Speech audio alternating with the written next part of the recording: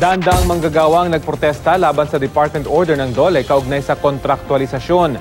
Mula Maynila, may ulat on the spot si Oscar Oida. Oscar? Yes, Rafi, nagmarcha mula Luneta hanggang sa tanggapan ng Department of Labor and Employment o DOLE sa may Intramuros ang daang manggagawa mula sa Southern Tagalog na mga miyembro ng Pamantik KMU o pagkakaisa ng manggagawa sa Timog Katagalugan, Kilusang Mayo 1. Ito'y para kundyahin ang DOLE at ang ginawang pagpirma ni Secretary Silvestre Bello III sa Department Order 174 o DOLE Department Order 1 on contracting and subcontracting. Ayon sa kanila, sa naturang DO, pinagbabawalan lang nito ang mga iligal na forma ng kontraktualisasyon gaya ng labor-only contracting o LOC. Ngunit pinapayagan pa rin umano, in essence, ang contractualization at hindi pa rin pinilaya ang manggagawa sa napakabarat umano na pasahod, kawalan ng benepisyo at hindi raw makataong kondisyon sa paggawa.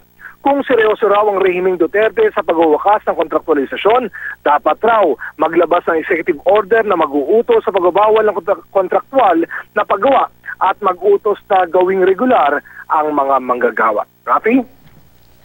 Maraming salamat, Oscar Oida.